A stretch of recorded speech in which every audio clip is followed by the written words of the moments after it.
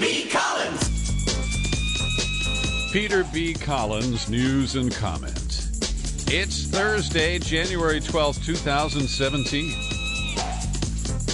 In a well-deserved but still surprising move, the Inspector General of the Justice Department has announced an investigation of the director of the FBI.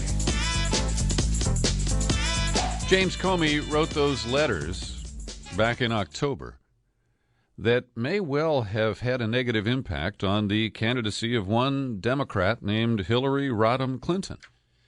And I think it is certainly well-deserved that the nominally independent Inspector General of the Justice Department, which oversees the FBI, has announced that they will open an investigation into the decision by Comey to write that letter. And then, of course, he reversed course just a few days later. And if you recall, Anthony Weiner's laptop was, we think, the reason for this shift, late in the election cycle by the FBI director. Now, the news accounts are brief of this announcement, and I hope that the Inspector General will look at the entire picture of the FBI's involvement in the 2016 election cycle. Because while the October letter to Congress was a spoiler, and it turned out to be a false alarm, I believe that the director's rather remarkable statements back in July, after, if you recall, over the July 4th weekend, Hillary Clinton on Saturday gave an interview to the FBI where no transcription was made, some notes were taken. It was one of the sloppiest maneuvers in law enforcement we've seen in recent years. And then just 2 days later, Director Comey went public and said that, well, there is nothing here, that she was sloppy with her emails, and some, classified emails may have been sent and received despite her representations to the contrary. But he said that no prosecutor would take this case. Now, I believe that Comey's involvement in these issues should be studied from top to bottom. And as you know, I wouldn't stop there. I think that Comey has presided over a rogue agency that violates the law, operates above the law, refuses to submit to accountability, and I believe that it's long overdue, and this Clinton email episode is not the only reason to launch a full review of the FBI. Now, I don't expect that to take place, but that doesn't stop me from talking about it. And as I say, I think that this is a good development. But there's so many other issues related to the FBI. The way they have framed hundreds of mostly Muslim American suspects in non-existent domestic terrorism cases that were set up by the paid informants, some 15,000 of those that the FBI has on the street every day. There is the widespread abuse of national security letters. These were enabled by the Patriot Act and allow an FBI agent essentially to write his or her own warrant and not go to a judge to get approval. And then we have the cases where the FBI shoots people, sometimes kills them, and as the FBI is permitted to investigate the FBI, in 100% of the cases, the FBI exonerates itself of any inappropriate conduct. So this is an interesting development, and we're living in a world now where there aren't really any slow news days. Trump, of course, generates so much distraction, conflict. People are still, reacting to the way he attacked the media, and CNN in particular, at his news conference yesterday. And we'll get to some of that in a moment. But one of the central pieces of yesterday's press conference was supposed to be the plan that Trump was going to announce to avoid any conflicts of interest between his fabulous, beautiful, excellent, and brilliant service to our country and the money-making machine of the Trump Organization, which he uses the same superlatives to describe. At any rate, Richard Painter, who is a respected professor at the University of Minnesota Law School and he served the White House ethics as the White House ethics lawyer under the Bush administration from 2005 to 2007. And he and a colleague were on the public television news hour last night, and they were unusually blunt. PBS doesn't allow much blunt talk in most cases. And Painter has an op-ed in today's New York Times. And he said yesterday was the moment for Trump to announce a plan to separate himself from ownership interest in his global business empire. It was his final chance to disclose the identity of and unwind his relationships with his business partners and creditors around the globe. The plan that Trump announced on Wednesday does none of these things. As expected, he continues to refuse to release his tax returns, even though many of his cabinet nominees will have to disclose theirs in order to get confirmed. He also did not announce a divestment of ownership interest in his businesses, even though this is a step that his own cabinet appointees will have to take in order to comply with a federal conflict of interest law. No, Trump asserted that none of this applies to him, and that because he won the election, he's not going to release tax returns or provide any, further disclosures. So instead, Trump will turn management of the businesses over to a trustee chosen by him. That's hardly arm's length. That's not a blind trust, and it's not even a trust. And the Painter also says this is not a separation at all, and from a conflict of interest vantage point, it won't work. And he predicts that this is going to be an ongoing problem in a Trump administration, and that the conflicts are going to surface and raise questions and cause problems, undermining his ability to make decisions without the taint of some sort of self-interest.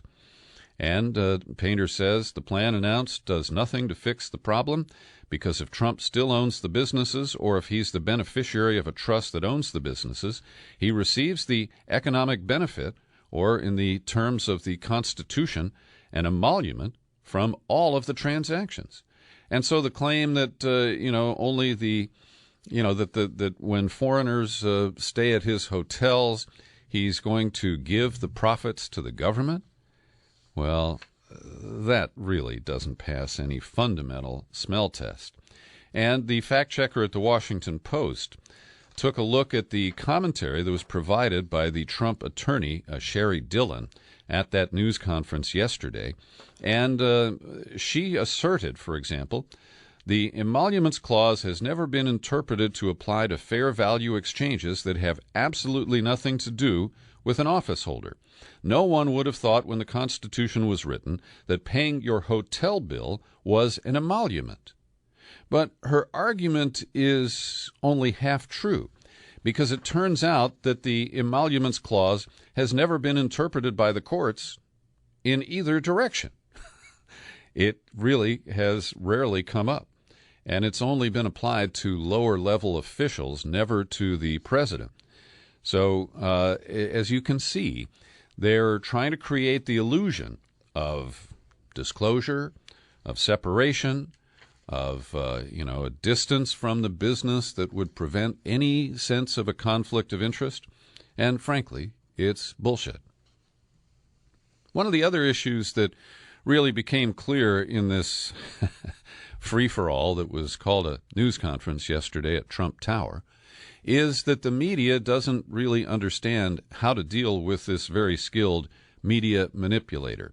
And Jim Rutenberg, who writes a media column in the New York Times, made some comments about it in a column today. Notably, Trump remains a master media manipulator who used his first news briefing to expertly delegitimize the news media and make it the story, rather than the chaotic swirl of ethical questions that engulf his transition. And I'm going to disagree with this next comment, but let me read it first.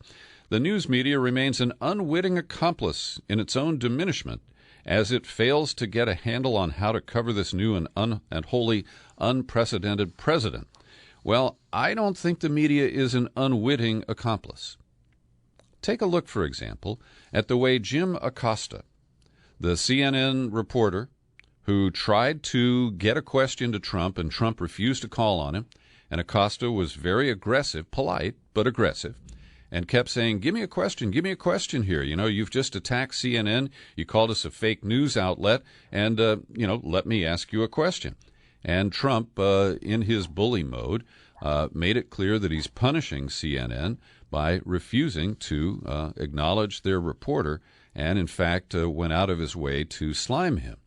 But the other reporters didn't come to his defense at the press conference. Some did afterward. But nobody, laid back and said, well, let's let this play out. Let's let Acosta, really try to press Trump. Instead, in their self-interest, they're all raising their hands saying, hey, call on me. I'm not from CNN, and I'm not from BuzzFeed. So I think that this divide-and-conquer strategy will be effectively used by Trump. The media organizations are willing to prostitute themselves to get access to Trump and to cover his every tweet and his every incoherent remark.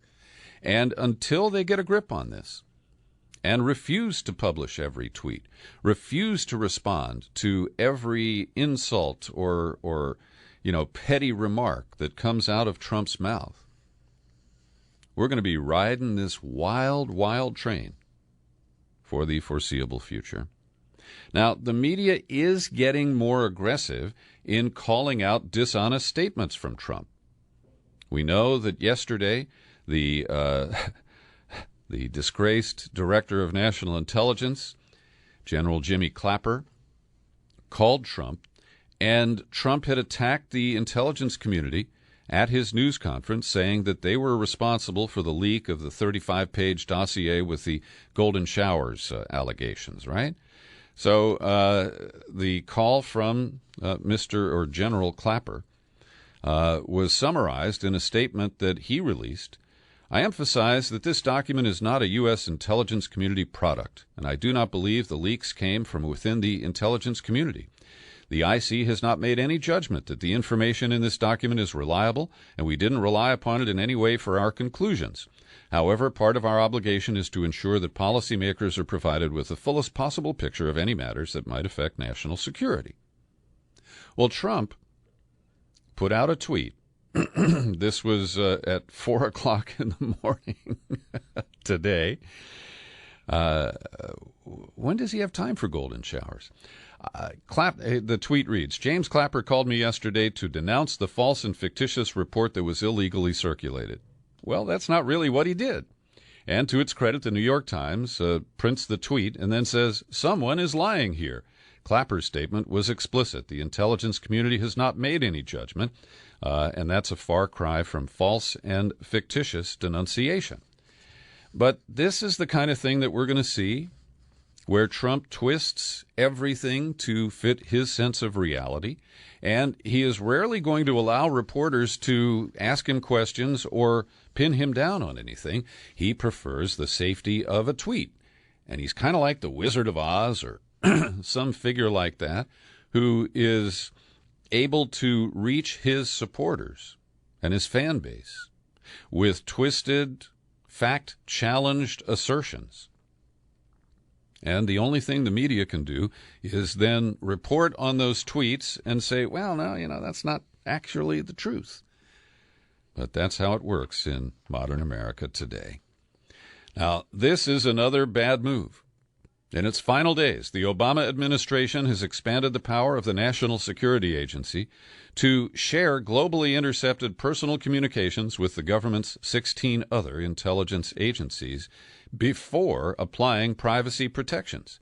That means that raw intercepts, whether they are germane to an investigation, whether they are based on a warrant and probable cause as the Fourth Amendment requires, no, none of that matters. And this really brings into the picture what Ed Snowden demonstrated and what Oliver Stone depicted for us in the Snowden movie. That analysts who have appropriate clearances can access almost anything at will. And now even more people will be able to comb through the raw collection data. And we have to hope that they're going to follow the rules, that this is only for terrorism investigations. But we've seen mission creep all over the place. And people who were investigated for terrorism were then convicted of having child pornography or other violations that are completely unrelated. And this is just another bitter legacy of the Obama administration, which has normalized, legalized, and cemented the illegal surveillance programs that were launched under the Bush administration. Shortly after midnight, actually it was 1:30 a.m., the Senate took a vote, 51 to 48, to take the first major step toward defunding the Affordable Care Act, or Obamacare. And they're going to use the money mechanisms because they don't trigger the cloture rule and allow for filibusters in the United States Senate, and such moves require only a majority, not 60 votes. Now, this is procedural, it's internal, but it is important to note that they are moving forward with their threat, and they believe they have a mandate from voters to dismantle Obamacare. And while Trump has said that he wants the replacement to be enacted almost simultaneously, the fact is that any replacement is going to require 60 votes in the Senate, and it's unlikely that Democrats and Republicans will agree on the shape of the so-called replacement plan. And so Republicans are ready to step off a cliff here and leave 20 million people, including me, unsure of access to health insurance, and it's going to roil the health insurance markets, which will likely lead to further increases. Now, they'll blame those on Obama, but people are going to die. People will be bankrupted by this. People will be very badly hurt, and they don't care. Now, one of the other incoherent responses that Trump gave at the news conference yesterday was about Big Pharma. And he was just all over the place. At one point, he's talking about how they're leaving the country because they enjoy better tax rates in other countries. He also said that we've got to get our drug industry back, and that he wants to actually reduce imports of prescription drugs.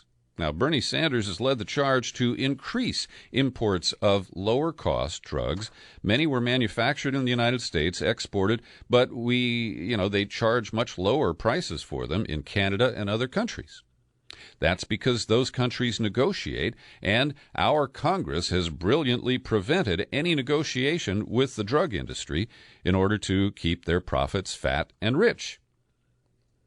So, on the one hand, Trump has a shred of intelligence here and a sense of what the problem is. But the idea that we would reduce imports, and most of the imports are generic drugs. I just learned that most of them come from India. I didn't know that. But it's ass backwards. And you just wonder where he gets his information. It's really scary. Now, here's a surprise. Donald Trump had a meeting the other day with Robert F. Kennedy Jr. And right off the bat, you might say, wow, some strange bedfellows. But one of the things that RFK Jr. and Trump agree on is skepticism about the safety of vaccines. Trump goes further to say that vaccines cause autism. And I am a pro-vaccine person, but I also believe that we need to make a careful review of the number of vaccines that are administered to our children and the safety of those. And it's all been kind of demagogued into a groupthink. You're either pro-vaccine or you're anti-vaccine. And I trust Bobby Kennedy Jr. enough. He started a project called the Mercury Project, and he is an outspoken critic of vaccine safety.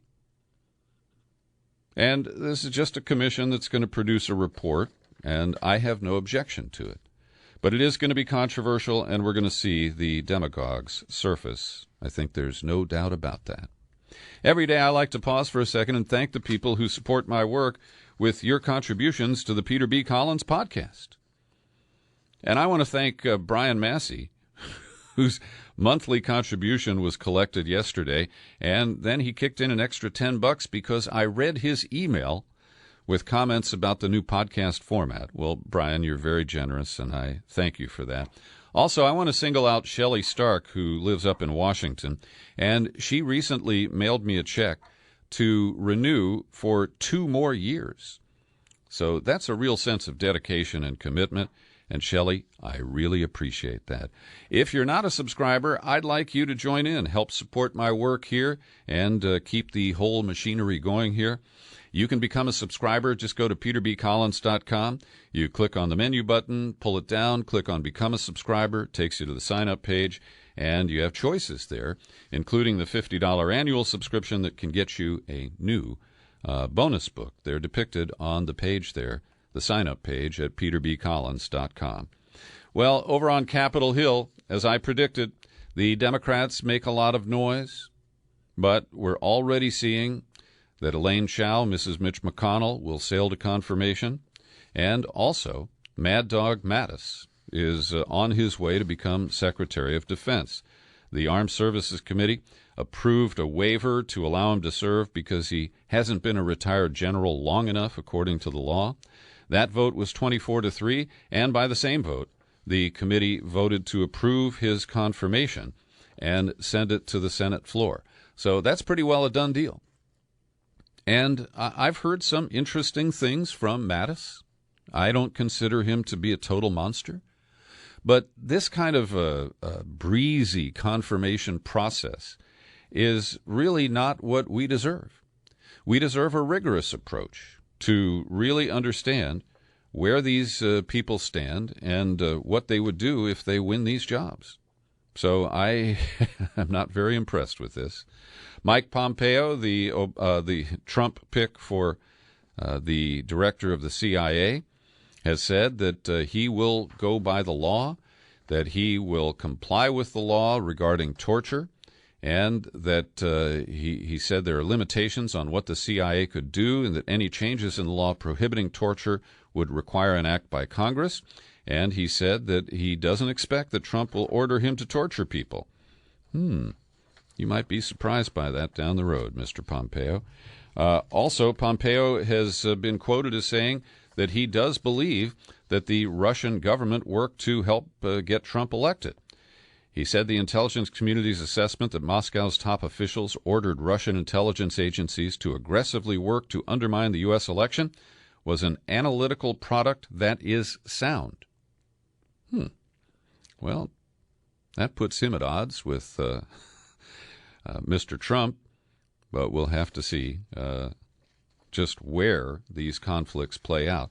And finally, on the confirmation front, we have Chuck Schumer, the Democratic Senate leader, announcing that he will oppose Jeff Sessions' nomination as Attorney General.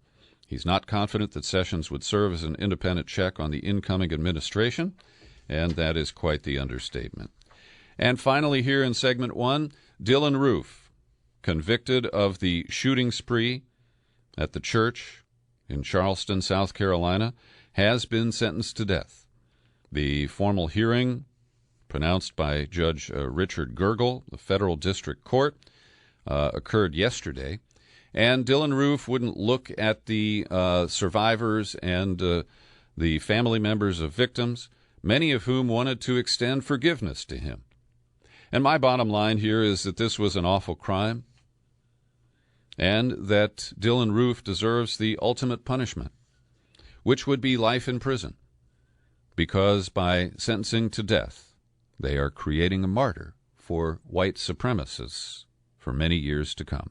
And as we look at President Obama's final days in office, there are many people scrambling to get his attention and to give him advice. Today, he received a letter from 40 members of the House Progressive Caucus, urging him to do everything he can and without providing a path, demanding that he close the prison at Guantanamo Bay, Cuba. 15 years ago today is when the first prisoners were received there. And I would love to see this happen. I think this is more of a feel-good statement by the Progressive Caucus. Obama has 18 prisoners cleared for release who may get out of there in the next 10 days or so. But beyond that, 37 remain, and The president's hands are tied about bringing them into the United States.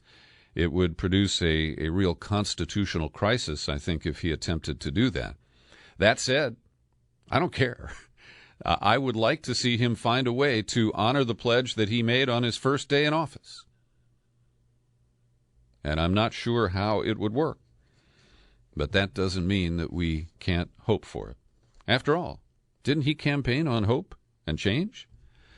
This is kind of a surprise to me, but reports indicate, and these are coming from leaks, I guess, from the White House, that Chelsea Manning is on President Obama's short list for a commutation. Now, the president has 8 days to announce who will receive a pardon or a commutation before he loses that unlimited power. I certainly hope that he will reduce Chelsea Manning's sentence. Chelsea's already been in 7 years on a 35-year stretch, and a humane president would limit that to another couple of years at the most. I'm not sure he will do this, and I am surprised by this speculation. But, again, I'm a guy who responded to the hope message that Obama first gave us, and maybe that'll happen. I also want to keep hoping for a pardon or commutation for Leonard Peltier, the Native American political prisoner, for Don Siegelman, the Democratic political prisoner who was railroaded into jail by Karl Rove and friends, and, of course, Ed Snowden, I think, deserves relief. John Kiriakou, who spent, about 2 years and change in federal prison because he acknowledged we had a torture program. John Kiriakou didn't torture anybody when he worked at the CIA, but he held a news conference in Washington yesterday and urged the president to declassify and release the full Senate Intelligence Committee report on CIA torture that was completed in 2013. As it stands, that document is going to be going to the Obama Presidential Library and is not scheduled for release before 2029. And as many believe, if Obama released it now, it would serve to brush back the tendency that we've heard from Donald Trump to put more people at Guantanamo, to torture them, and etc. So we'll see what happens there. I want to thank Jason Spitzer, a longtime listener and subscriber, who dropped me a note, encouraged me to cover what I'm about to tell you. There was what some people describe as a progressive coup at a convention of the California Democratic Party last weekend. A group of progressives, many Bernie Sanders delegates to the convention last summer, organized. They really did a great job.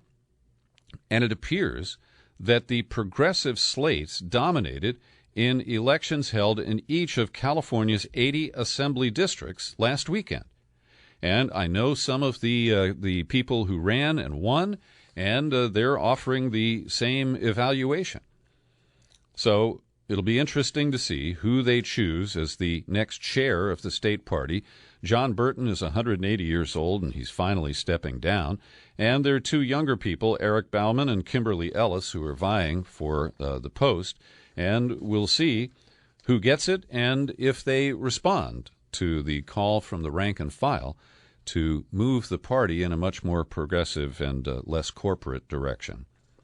And finally today, I am linking to a powerful op-ed published in The Guardian today by Professor Cornel West, entitled Pity the Sad Legacy of Barack Obama. Let me lift some quotes. 8 years ago, the world was on the brink of a grand celebration, the inauguration of a brilliant and charismatic black president of the United States. Today, we are on the edge of an abyss, the installation of a mendacious and cathartic white president who will replace him.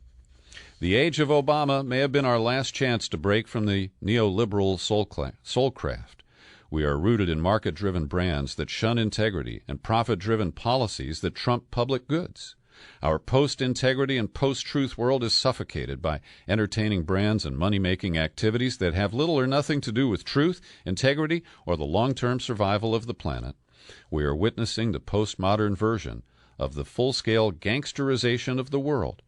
The reign of Obama did not produce the nightmare of Donald Trump, West says, but it did contribute to it, and I agree. and those Obama cheerleaders who refused to make him accountable bear some responsibility. A few of us begged and pleaded with Obama to break with Wall Street priorities and bail out Main Street, but he followed the advice of his smart neoliberal advisors to bail out Wall Street. In March of 2009, Obama met with Wall Street leaders. He proclaimed, "I stand between you and the pitchforks. I am on your side, and I will protect you." And not one Wall Street criminal executive went to jail. Cornel West continues, "We called for the accountability of U.S. torturers of innocent Muslims and the transparency of U.S. drone strikes killing innocent civilians. Obama's administration told us no civilians had been killed, and then we were told a few had been killed, and then told maybe 65 or so. Yet when an American civilian, Warren Weinstein, was killed in 2015, there was an immediate press conference with deep apologies and financial compensation. And today, we still don't know how many have had their lives taken away. We hit the streets again with Black Lives Matter and other groups and went to jail for protesting against police killing black youth. We protested when the Israeli Defense Forces killed more than 2,000 Palestinians in 50 days. Yet Obama replied with words about the difficult plight of police officers, department investigations with no police going to jail, and the additional $225 million in financial support for the Israeli army. Obama said not a mumbling word about the dead Palestinian children, but he did call Baltimore black youth criminals and thugs." Continuing from Cornel West, "Yet the mainstream media and academia failed to highlight these painful truths linked to Obama. Instead, most well-paid pundits on TV and radio celebrated the Obama brand, and most black spokespeople, shamelessly defended Obama's silences and crimes in the name of racial symbolism and their own careerism. How hypocritical to see them now speak truth to white power when most went mute in the face of black power. Their moral authority is weak and their newfound militancy shallow. Obama's lack of courage to confront Wall Street criminals and his lapse of character in ordering drone strikes unintentionally led to right-wing populist revolts at home and ugly Islamic fascist rebellions in the Middle East. And as deporter-in-chief, nearly 2.5 million immigrants were deported under his watch. Obama policies prefigure Trump's barbaric plans."